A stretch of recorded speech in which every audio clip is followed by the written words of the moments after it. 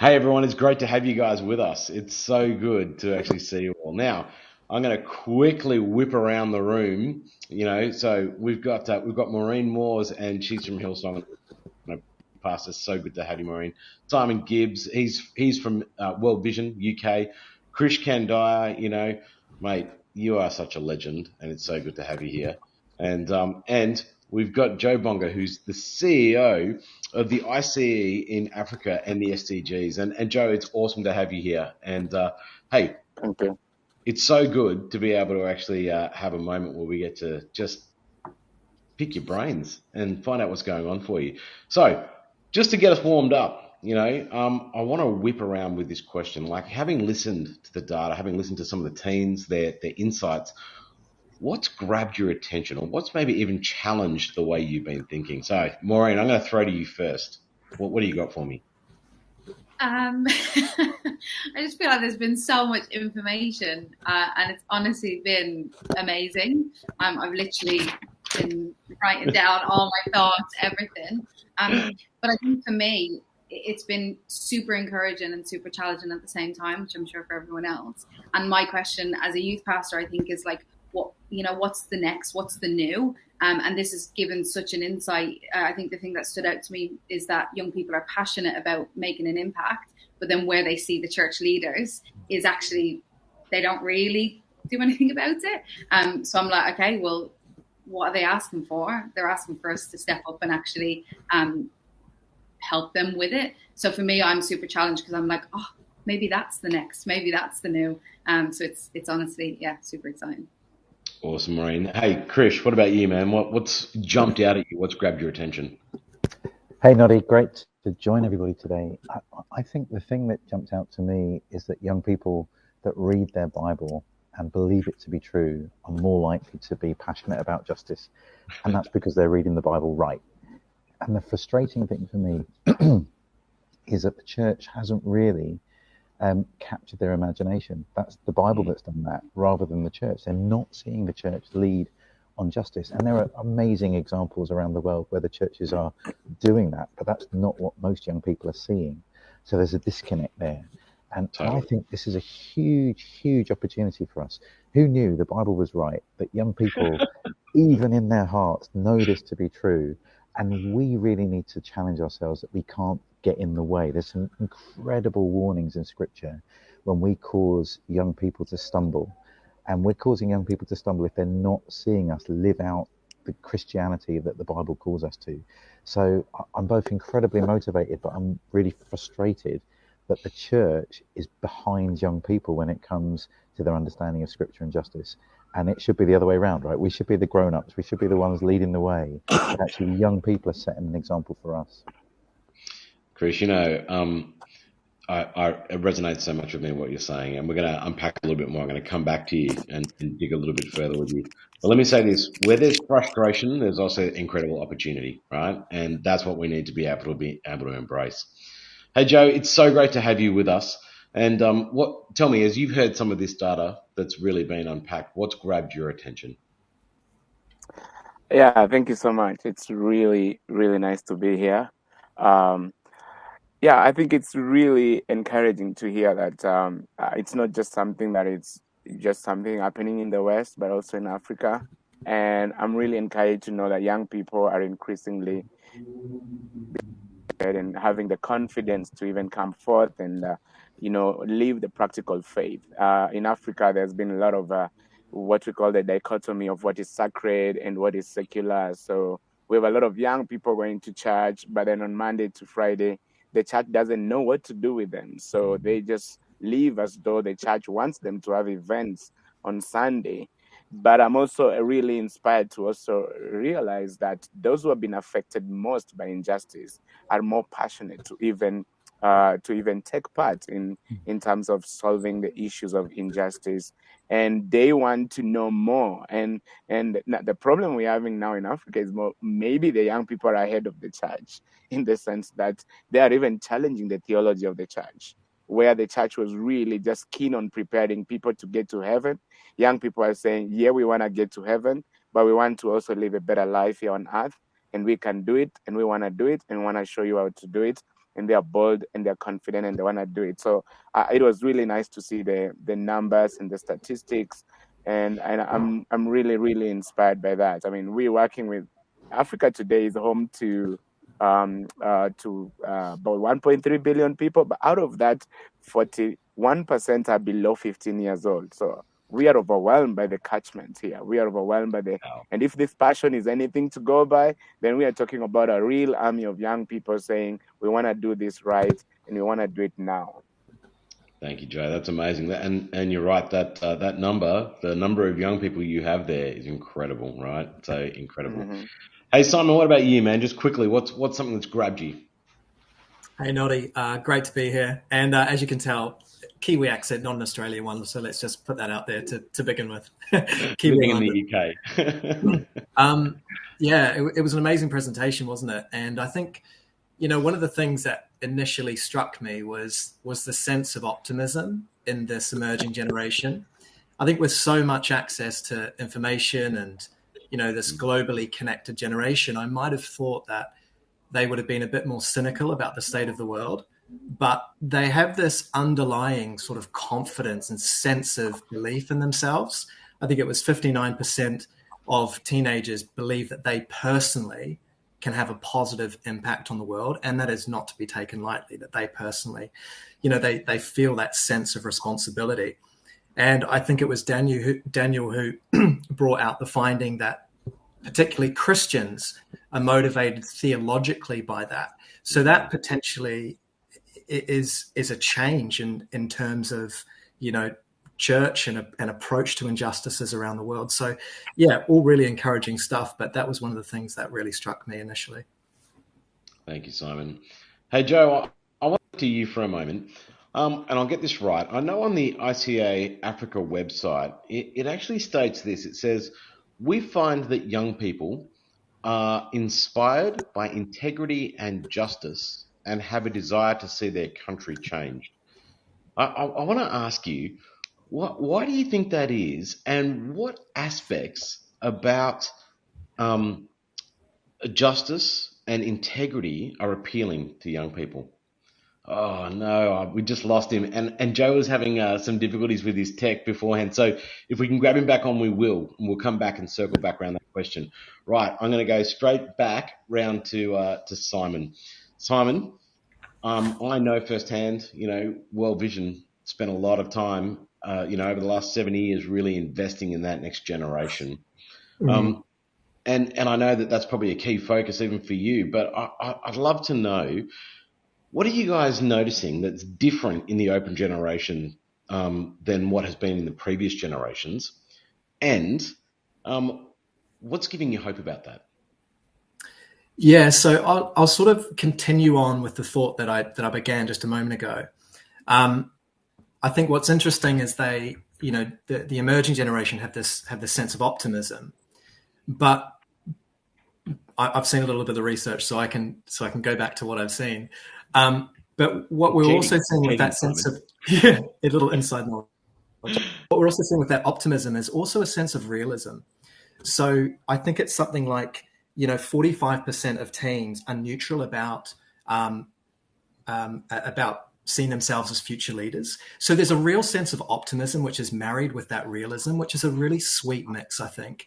Because, so I'm a millennial, and speaking for me and maybe some people in my generation, we were told how special we were, and we were loved a lot. And, I think that led to a little bit of entitlement in our generation. And I think even led some of us to some sense of delusion about our place in the world and our contributions to it. And then when we found out that we couldn't maybe have that lofty kind of contribution to the world, it led to a sense of cynicism. And I'm honestly seeing in a lot of my friends, 30s, a real sense of skepticism and cynicism about their place and their contribution in the world, which is a really derailing kind of place to be. And so I think what's sweet about the emerging generation is what we're seeing is the sense of confidence and optimism married with some realism to it. And I think that's really encouraging. Even in marginalized communities, Noddy, we're seeing that sort of data replicated, which is really encouraging, I think, for this emerging generation, something to be confident about. Great insight, Simon. I love it. Hey, Krish. I mean, we know that you founded Home for Good, which really encouraged the church to actually lean into, thinking about fostering or adoption, and most recently, Sanctuary Foundation to support refugees from both Afghanistan and Ukraine. My question for you is, as you're seeing this next generation, in those people and those teens that are vulnerable and that have been caught in these spaces, talk to me about what you're noticing in them and even their path to resilience and what perhaps we could learn from them. Wow, big question, Noddy. I would say that this moment in history, as we're looking at this data, it tells us that the church really needs to reboot what we think our central purpose is. We've been making it about gathering to sing and listen to teaching. That's been the kind of bottom line. And if you ask someone how big their church is, they're normally going to tell you how many people turn up on a Sunday morning to sing and listen to Bible teaching. They don't talk about how many people are activated in the church community to actually make a difference in the world. And that's what these young people are teaching us. And so what we've been doing over the various different initiatives, whether it's working with refugees or whether it's empowering people to foster or adopt children, we're just empowering the church to do what we're called to do. And when we do that, there's a sense of momentum and movement. And you know what? You want to read your Bible more, you want to praise and worship more, but you're doing it to equip you for the central task that God has called us to do. And I find when people actually live out their faith, that's where the resilience comes in. You know it to be true. You're not just a passive listener who stands up when you're told to stand up and listen when you're told to listen. You've proved this to be true in your life 24 hours a day, 7 days a week. And that gives you a robust faith that allows you to go and reach out into the world. So I think this survey and its results is a wake-up call for us to rediscover biblical Christianity. When God asks us to respond to him, his top priority is always caring for the vulnerable. James 1:27, classic verse, religion that God our Father accepts as pure and blameless is listening to preaching and singing in church. No, sorry. Religion that God our Father accepts as pure and blameless is to care for the widow and orphan in their distress. So we need to release the church to do what we're called to do. And our young people are going to be the engine that really force us forward to do that. So I'm really excited about this. That will help us in a whole bunch of ways, including young people building resilient faith. Hey, Krish, that's so good. I love about what you just said then. It really is flipping the script, isn't it? We think that we go to church to do this thing and that's our Christian faith, and then somehow that leads to action. But the next generation, they're flipping that script to say, no, we're going to live this out. And the outpouring of that is, we're going to gather in community and worship God. So good. Hey, Joe, welcome back. Sorry, we had that bit of a technical glitch. I don't know whether you heard my question, but I'll see if I can shorten it for you. On the website, the organisation actually calls out this incredible, relationship between integrity and justice, and the thought that young people really want to change their country with that. I wanted to know from you, in your perspective, what's so important about integrity and justice, and what's the attraction for the open generation in that?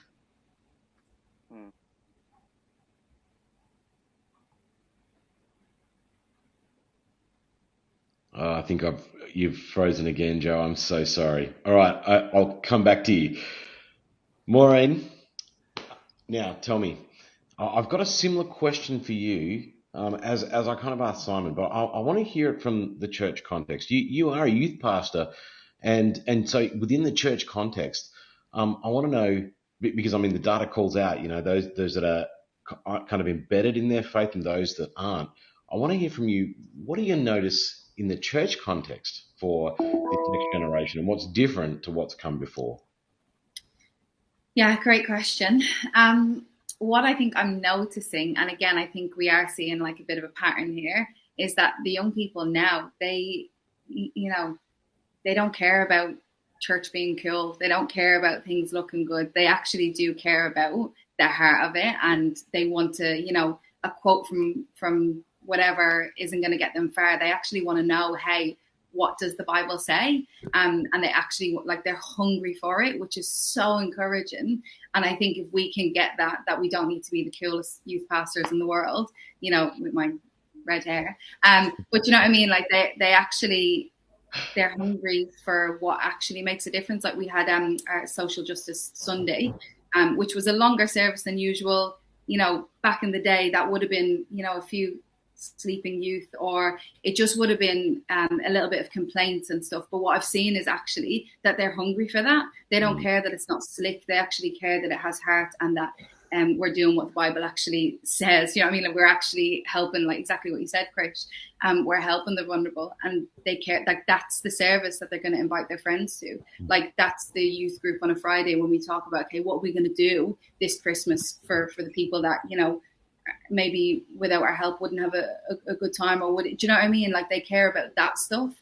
And yeah, I just think that's super encouraging. Like it's exactly what we're all saying. Like we're all on the same page here, and I'm seeing that with our young people, which is just, it's Hey, Maureen, that's awesome. Don't you reckon that's actually life-giving to realize you don't have to put on a show? You just have to find that sort of authentic heartbeat of where they're going. It's so good. Okay, Joe, I'm going to try again. Did you hear my question? I want to know the relationship between I did. integrity and justice, and that next generation. Talk to me about that. Yeah, I got your question. I'm sorry, I'm really in one of those very remote places near the border of Uganda and Kenya, in the most unreached people group. So it's really quite, a God thing to have the internet today here. Anyway, I think what I want to say is that young people in Africa have always been victims of injustice. So for a very long time, either directly, or they have seen their parents, or they have seen their communities, people who go through a lot of injustice issues. So that has really motivated their interest to become part of the agents for the fight for justice. So, and one of the things that I really, really appreciate is with the young people in the church. The young people in the church have found that connection between theology and justice. Or let me say, they have found the theology of justice in the Bible, and them finding this on their own way has given them really kind of the impetus or the courage to kind of think creatively or innovatively around ways to go through to go around them.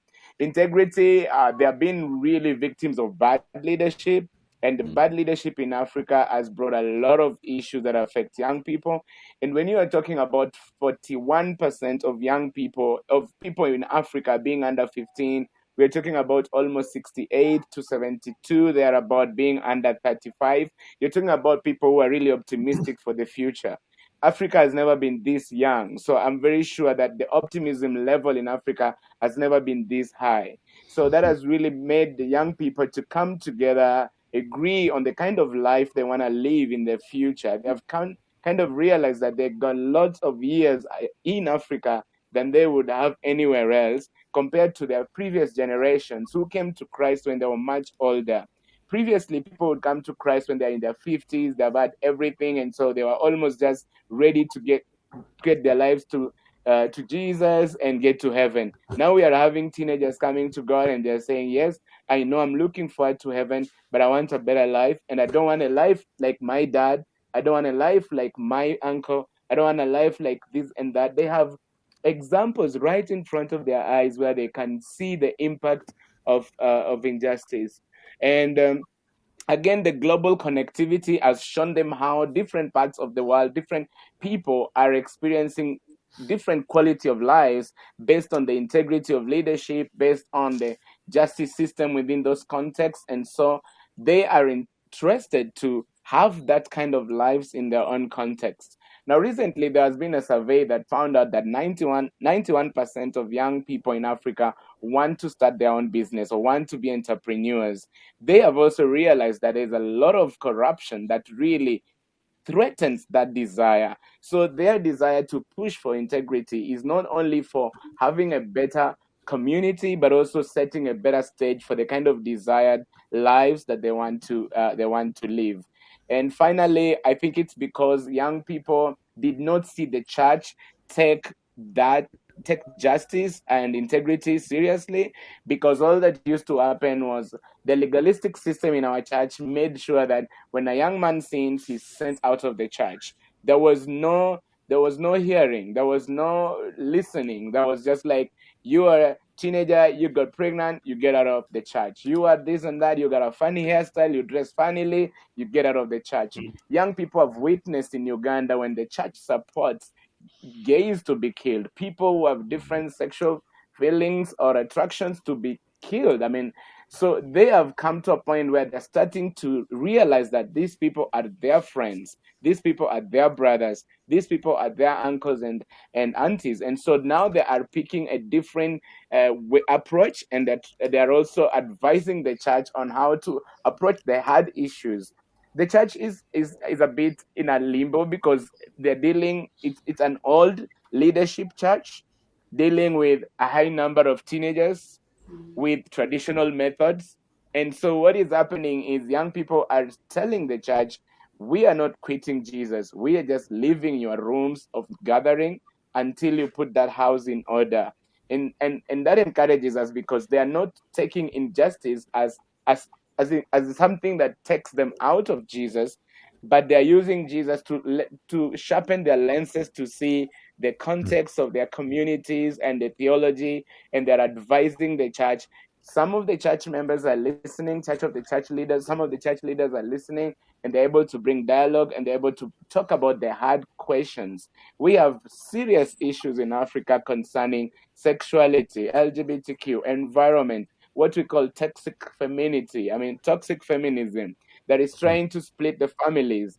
They are seeing all this, and I think that's why they want to create a platform where they don't have a repeat of what their predecessors went through, and they're also trying to set a stage where theology can be written from the lens, a contextualized theology. All we've had has always been a lot of importation, which is good in concept, but then it's been lacking in context. And young people are saying, we want to take part in contextualizing these amazing principles. We want to take part in collaborations, but they are different from their predecessors who would collaborate for resources to build churches, to run programs.